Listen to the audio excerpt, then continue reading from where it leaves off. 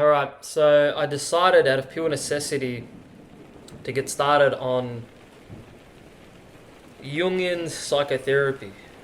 And we're going to start off with what they recommended in the seminars, with ego and archetype, as an introduction to Carl Jung's, you could say, his successor, and what he refers himself as the mediator, right, between the Jungian method and the mass, right, the wider audience. So it's hopefully you've got an introduction to the Jungian method from the channel, because this is definitely not an introduction to Jungian psychology. It's an introduction to the psychotherapy. So I know I could go deeper and elaborate more on the channel when it comes to the Jungian method. I feel like maybe I haven't spoken enough about the objective psyche, the collective unconscious, and understanding it as an introduction to psychotherapy, for men and women.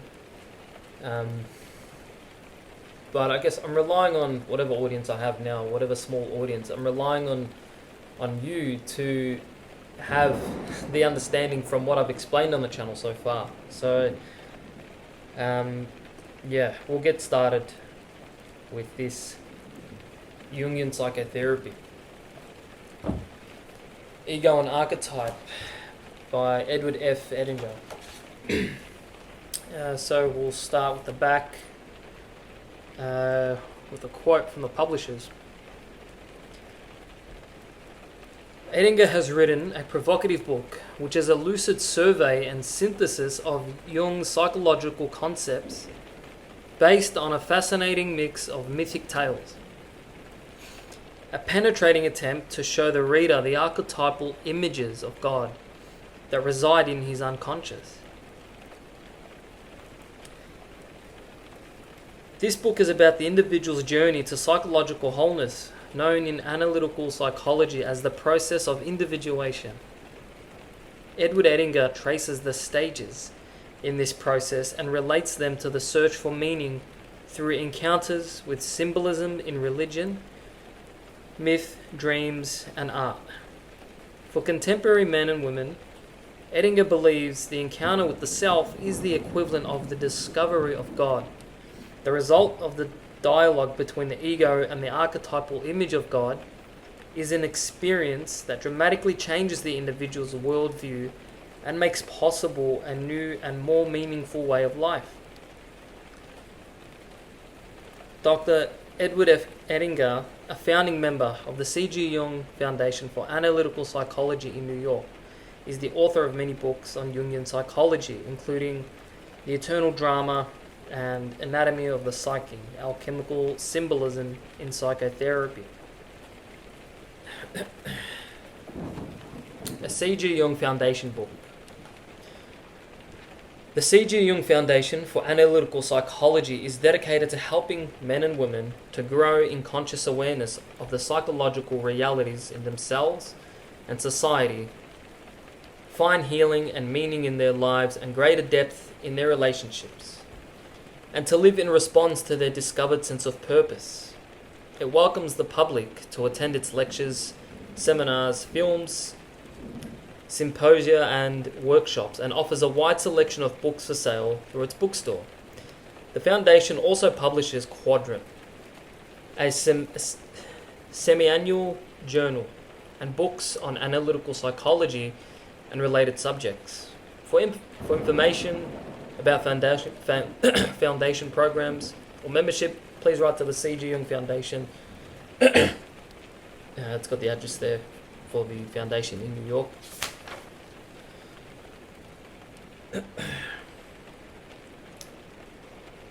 So there's just a frontispiece of the personification of the anima of the ego self-axis. You won't be able to see it. Maybe I'll try and put up in another frame on the channel.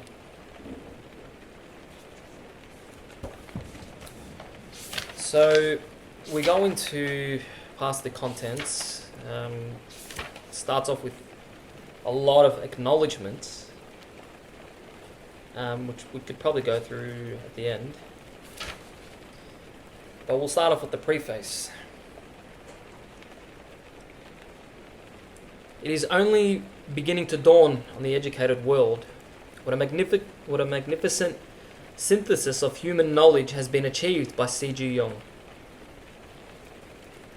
Starting as a psychiatrist and psychotherapist, he discovered in his patients and in himself the reality of the psyche and the phenomenology of its manifestations at a depth never before observed systematically. As a result of this experience, he could then recognize the same phenomenology expressed in the culture products of mankind myth, religion, philosophy, art, and literature. He has penetrated to the root source of all religion and culture, and thus has discovered the basis for a new organic syncretism of human knowledge and experience. The new viewpoint thus achieved is so comprehensive and all-embracing that, once grasped, it cannot fail to have revolutionary consequences for man's view of himself and the world. Pronouncements are not sufficient to convey new levels of consciousness. The realization of the reality of the psyche, which makes this new worldview visible, can only be achieved by one openement. This individual opus is called by Jung individuation, a process in which the ego becomes increasingly aware of its origin from and dependence upon the archetypal psyche. This book is about the process of individuation, its stages, its vicissitudes, and its ultimate aim. I hope it will be a small contribution toward a goal that Jung's work has made eventually certain, namely the reconciliation of science and religion. Part 1. There's just a little quote here, I think. Man's consciousness was created to the end that it made. 1. Recognize its descent from a higher unity. 2. Pay due and careful regard to its source. 3. Execute its commands intelligently and responsibly. And 4. Thereby afford the psyche as a whole the optimum degree of life and development. Part 1. Individuation and the stages of development. There's a quote by Plato. And if it's true that we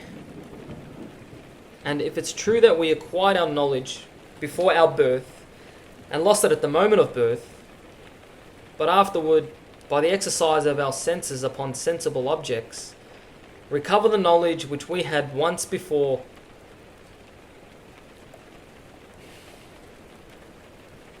I suppose that what we call learning will be the recovery of our own knowledge. The recovery of our own knowledge. Chapter 1. The inflated ego. There's a quote by Heraclitus. The sun will not overstep his measures. If he does, the Irenaeus, the handmaids of justice, will find him out. Ego and self.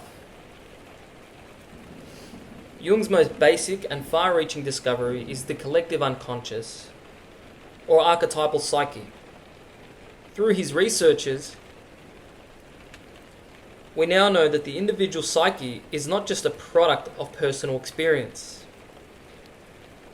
It also has a pre-personal or transpersonal dimension which is manifested in universal patterns and images such as are found in all the world's religions and mythologies.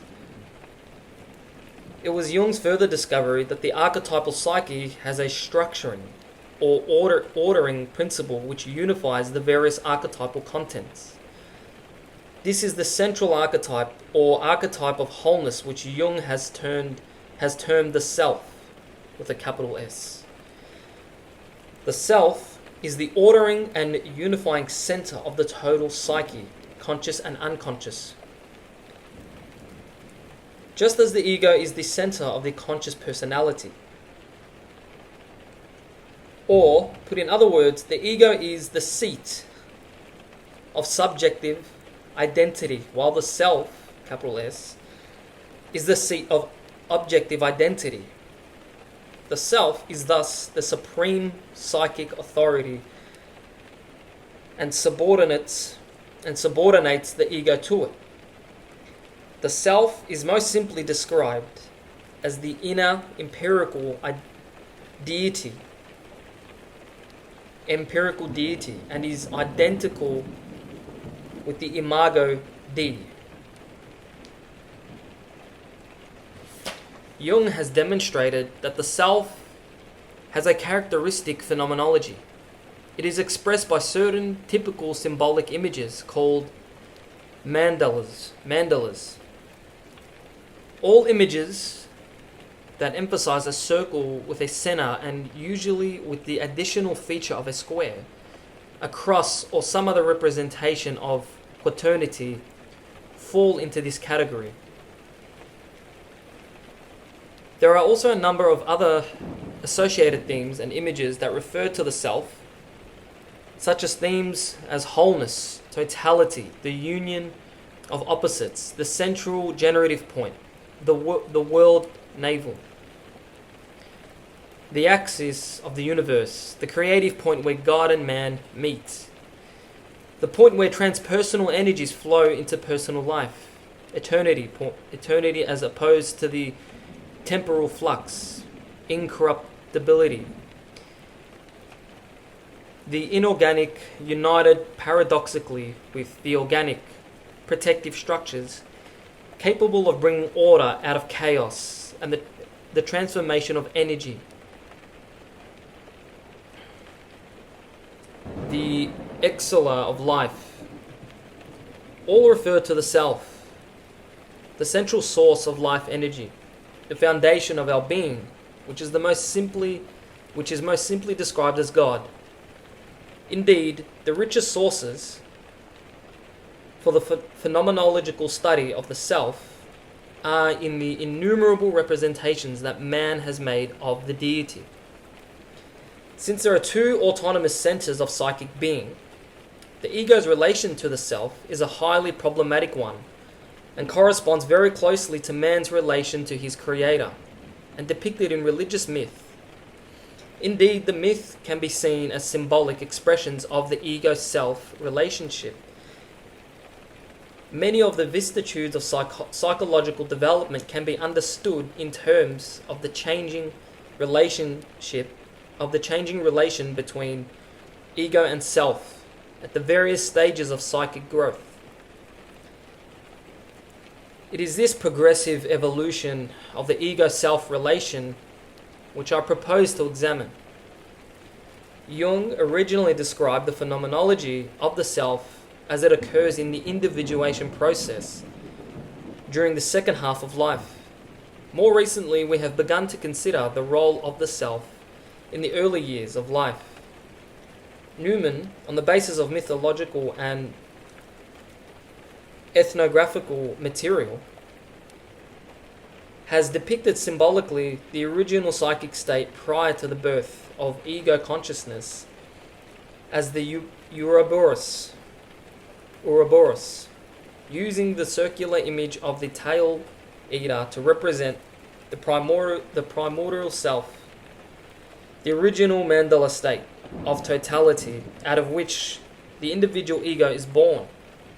Fordham, on the basis of clinical observations of infants and children, has also postulated the self as the original totality prior to the ego. It is generally accepted among analytical psychologists that the task of the first half of life involves ego development, with progressive separation between ego and self, whereas the second half of life requires a surrender, or at least a relativization of the ego as it experiences and relates to the self. The current working formula, therefore, is first half of life, ego-self separation, second half of life, ego-self reunion. This formula, although perhaps true, as a broad generality, neglects many empirical observations made in child psychology and in the psychotherapy of adults. According to these observations, a more nearly correct formula would be a circular one, which could be diagrammed thus.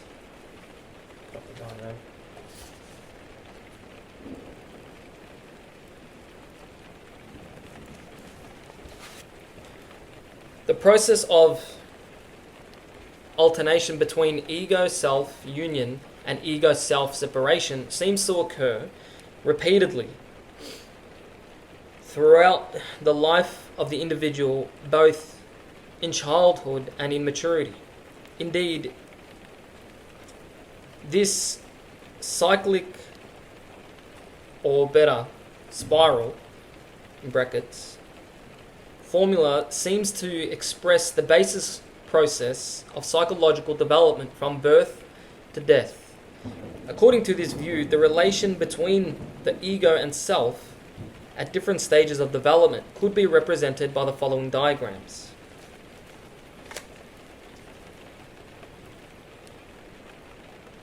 So you can see the ego-self axis.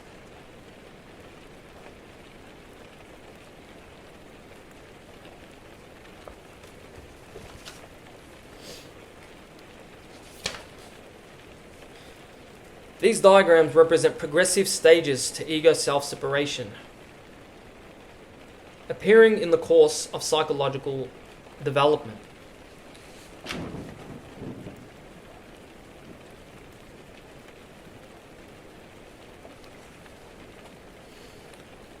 The shadowed ego areas designate the residual ego-self identity. The line connecting ego center with self center represents the ego-self axis. The vital connecting link between ego and self that ensures the integrity of the ego. It should be understood that these diagrams were designed to illustrate a particular point and are thus inaccurate in other respects. For example, we generally define the self as the totality of the psyche, which would necessarily include the ego. According to these diagrams and to the method of this presentation, it would seem as though ego and self became two separate entities, the ego being the smaller lump and the self the larger lump of the totality. This difficulty is inherent in the subject matter. If we speak rationally, we must inevitably make a distinction between ego and self, which contradicts our definition of self. The fact is, the conception of the self is a paradox. It is simultaneously the center and the circumference of the circle of totality. Considering ego and self as two separate entities is merely a necessary rational device for discussing these things. So you can pause the frame where I held up the diagrams. He's just going to go through and explain all of the figures.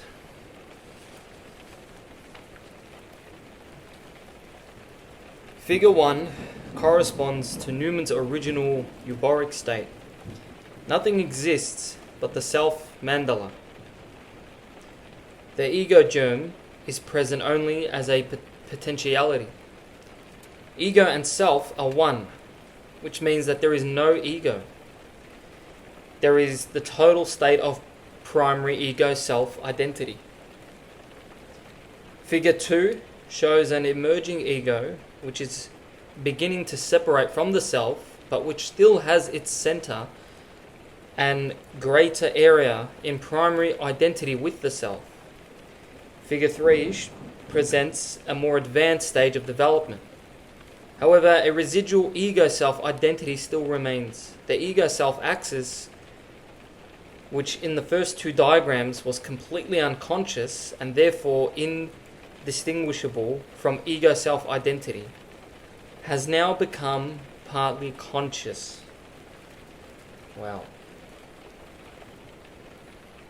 Figure 4 is an ideal theoretical limit which probably does not exist in actuality. It represents a total separation of ego and self and a complete consciousness of the ego-self axis.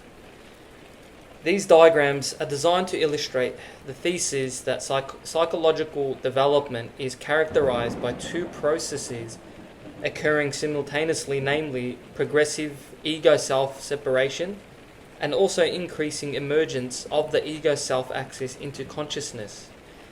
If this is a correct representation of the facts, it means that ego-self separation and growing consciousness of the ego as they dependent on the self are actually two aspects of a single emergent process, continuous from birth to death.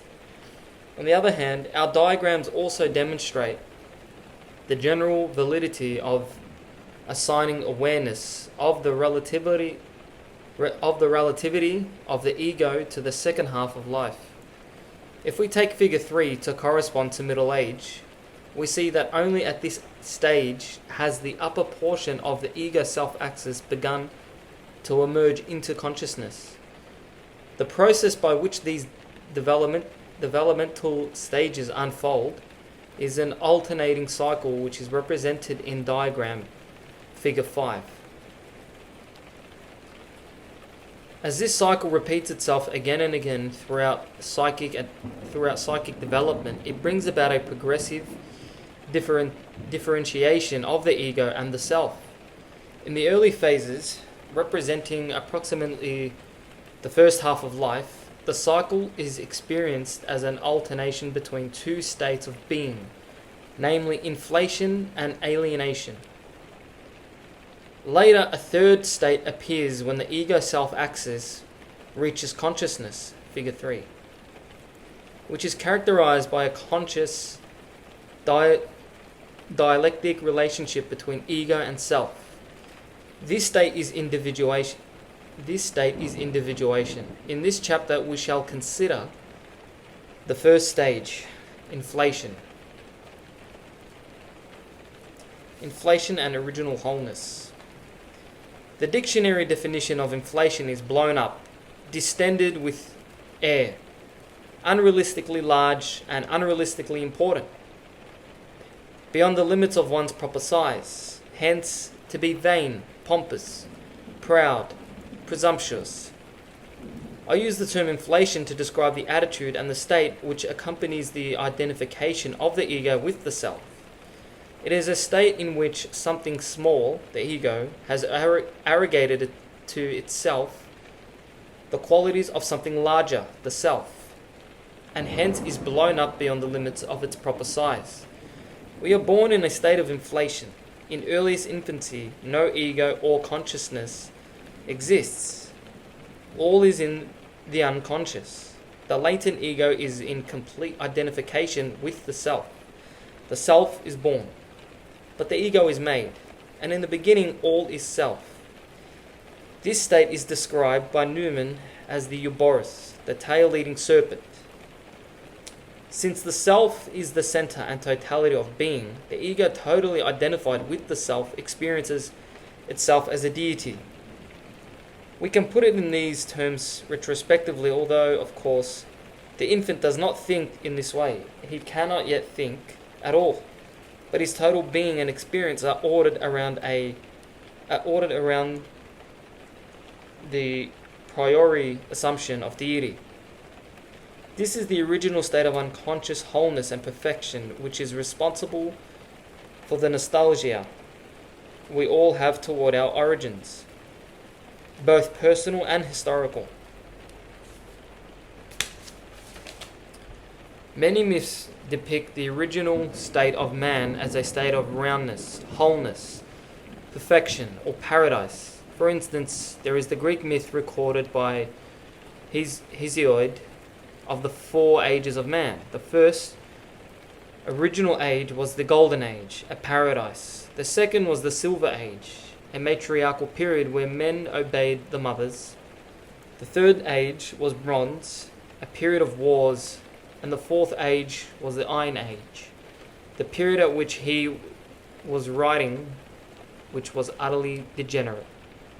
About the Golden Paradise Age, Hesiod says, the Golden Age, the golden race of men, lived like gods, without sorrow of heart, remote and free from toil and grief.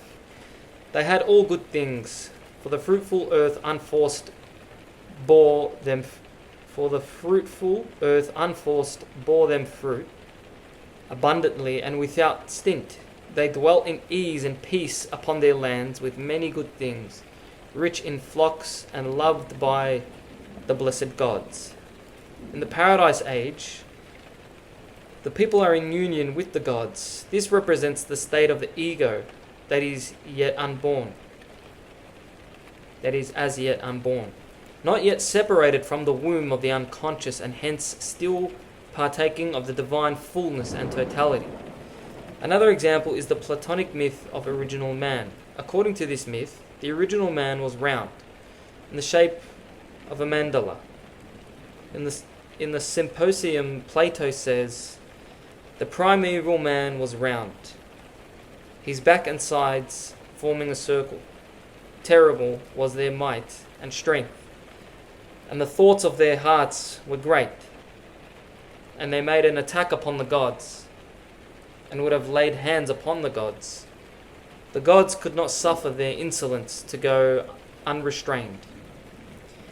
Here the inflated, arrogant attitude is particularly evident.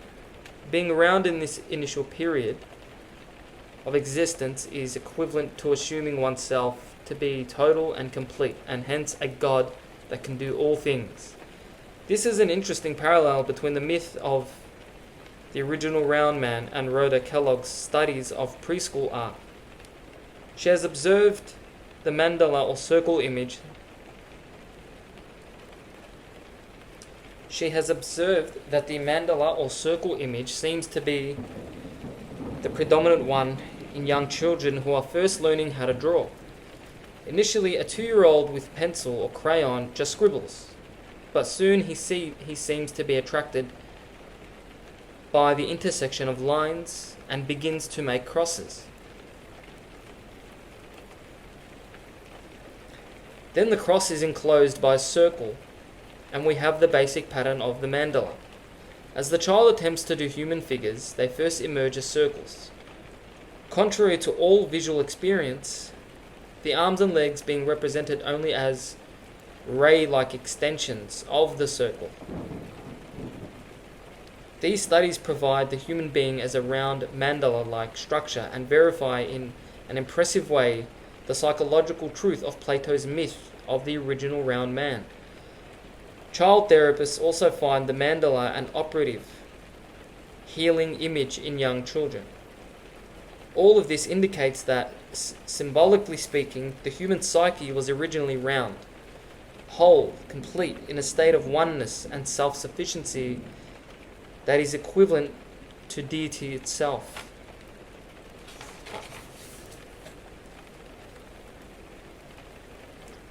The same archetypal idea that connects childhood with nearness to deity is presented in Wordsworth's Ode on Limitations of Immortality. Quote, our birth is but a sleep and a forgetting, the soul that rises with us, our life's star, and cometh from afar, not in either forgetfulness and not in utter nakedness, but trailing clouds of glory do we come from God, who is our home. Heaven lies about us in our infancy. End of quote. From the standpoint of later years, the close connection of the child's ego with divinity is a state of inflation. Many subsequent psychological difficulties are due to residues of that identification with deity. Wow. I'll read that again. Many subsequent psychological difficulties are due to residues of that identification with deity. Consider, for instance, the psychology of the child in the first 5 years or so. On one hand, it is a time of great freshness of perception and response. The child is in immediate contact with the archetypal realities of life. It is in the stage of original poetry. Magnificent and terrifying transpersonal powers are lurking in every commonplace event. But on the other hand, the child can be an egotistical little beast, full of cruelty and greed. Freud described the state of childhood as polymorphous perversion. This is a brutal description, but it is at least partially true. Childhood is innocent, but it is also irresponsible. Hence, it has all the ambiguities of being firmly connected with the archetypal psyche and its extra-personal energy, and at the same time being unconsciously identified with it and unrealistically related to it. Children share with primitive man the identification of ego with the archetypal psyche and ego with outer world. Wow, man, this is heavy shit.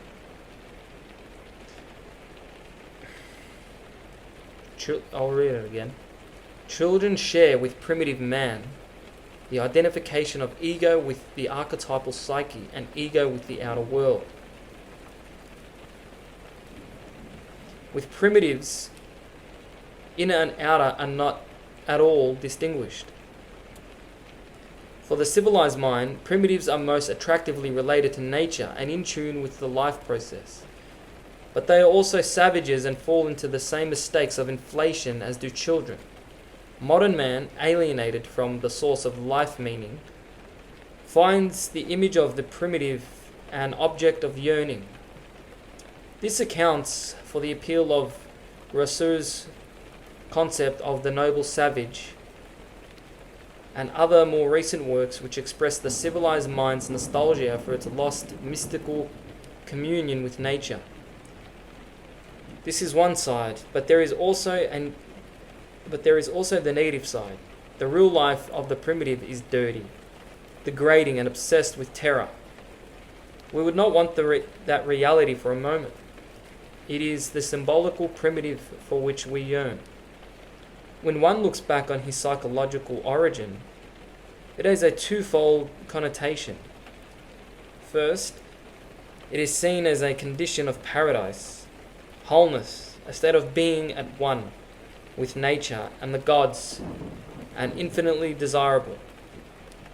But secondly, by our conscious human standards, which are related to time and space reality, it is an inflated state, a condition of irresponsibility, unregenerate lust, arrogance, and crude desarousedness. The basic problem for the adult is how to achieve the union with nature and the gods, with which the child starts, without bringing about the inflation of identification. The same question applies to the problems of child rearing. How can we successfully remove the child from his inflated state and give him a realistic and responsible notion of his relation to the world, while at the same time maintaining that living link with the archetypal psyche, which is needed in order to make his personality strong and resilient? The problem is to maintain the integrity of the ego-self axis while dissolving the ego's identification with the self. On this question rest all the disputes of permissiveness versus discipline in child rearing. Permissiveness emphasizes acceptance and encouragement of the child's spontaneity and nourishes his contact with the source of life energy with which he is born, but also maintains and encourages the inflation of the child, which is unrealistic to the demands of outer life. Discipline, on the other hand, emphasizes strict limits of behavior, encourages dissolution of the ego self-identity, and treats the inflation quite successfully. But at the same time, it tends to damage the vital, necessary connection between the growing ego and its roots in the unconscious. There is no choice between these. They are a pair of opposites and must operate together. The child experiences himself quite literally as the center of the universe. The mother at first answers that demand. Hence, the initial relationship tends to encourage the child's feeling that its wish is the world's command, and it is absolutely necessary that this be so. If the constant and total commitment of the mother to the child's need is not experienced, the child cannot develop psychologically. However, before long, the world necessarily brings to reject the infant's demands.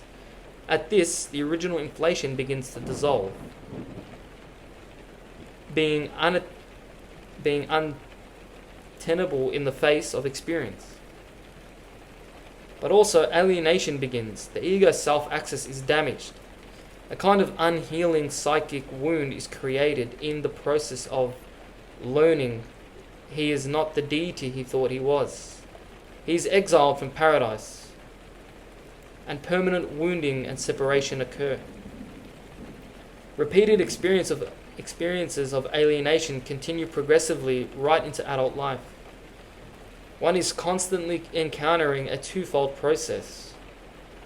On the one hand, we are exposed to the reality encounters which life provides, and which are constantly contradicting unconscious ego assumptions. This is how the ego grows and separates from its recurring reunion between ego and self in order to maintain the integrity of the total personality. Otherwise, there is a very real danger that as ego is separated from self, the vital connecting link between them will be damaged. If this happens to a serious extent, we are alienated from the depth of ourselves, and the ground is prepared for psychological illness.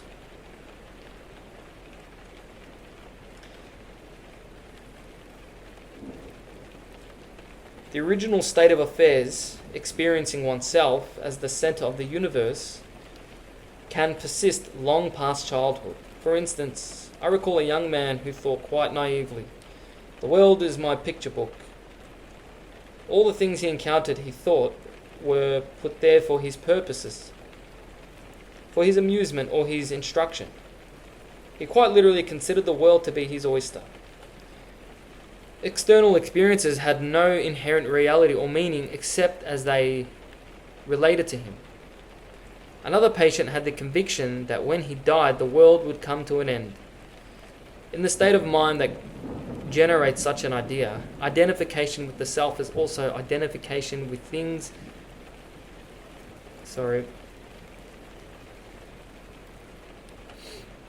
Identification with the self is also identification with the world. Self and world are coextensive. This way of experiencing things does have a certain truth, a genuine validity, but it is a viewpoint which is absolutely poisoned in the early phases of development, when the ego is trying to emerge from the original wholeness. Much later in life, the realization that there is a continuity between the inner and outer worlds can have a healing effect. Here is one more example of the Mercurius of the alchemists, who may be the panacea to some and poison to others. Many psychoses illustrate the identification of the ego with the self as the center of the universe, or the supreme principle.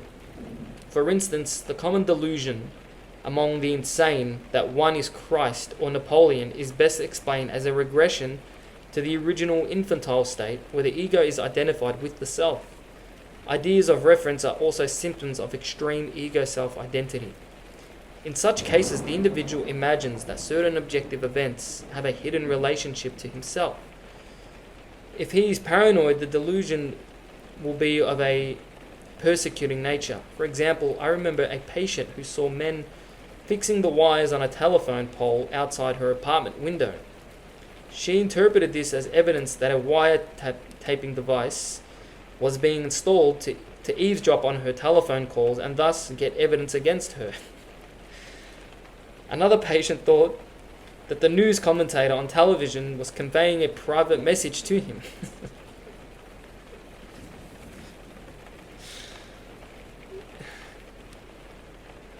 Such delusions derive from a state of ego self-identity, which assumes that oneself is the center of the universe and hence attaches private significance to outer events which are in fact totally indifferent to one's existence. A common example of the inflated state of ego self-identity is provided by what H.G. Baynes has called the provisional life. Baynes describes the state as follows. The provisional life denotes an attitude that is innocent of responsibility towards the circumstantial facts of reality, as though these facts are being provided for, either by the parents or the state, or at least by providence. It is a state of childish irresponsibility and dependence.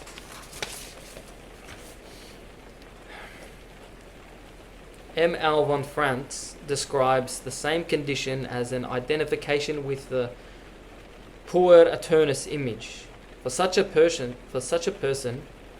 what he is doing is not yet what is really wanted. And there is always the fantasy that sometime in the future the real thing will come about. If this attitude is prolonged, it means a constant inner refusal to commit oneself to the moment. With this, there is often, to a smaller or greater extent, a savior complex or a messiah complex, with the secret thought that one day one will be able to save the world.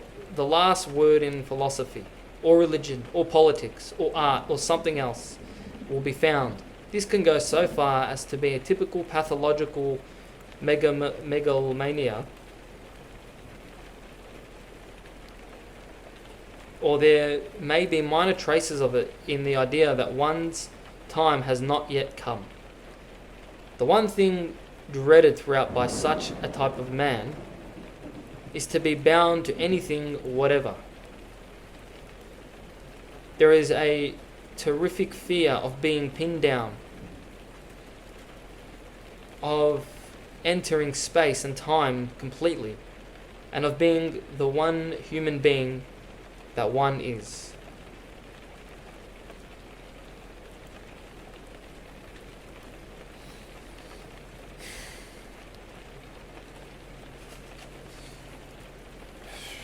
It's not even at the end of the chapter.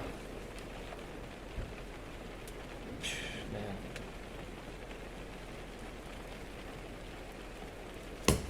It's heavy. It is heavy. See you next time for part 2.